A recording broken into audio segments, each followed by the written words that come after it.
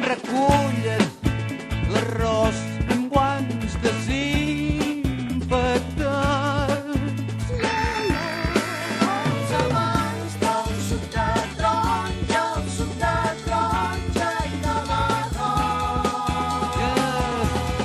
I emboliquen les taronges amb paper d'estany. Els amants del suc de taronja i de l'arròs. El suc de taronja surt blanc. L'arròs es torna gros. Taronja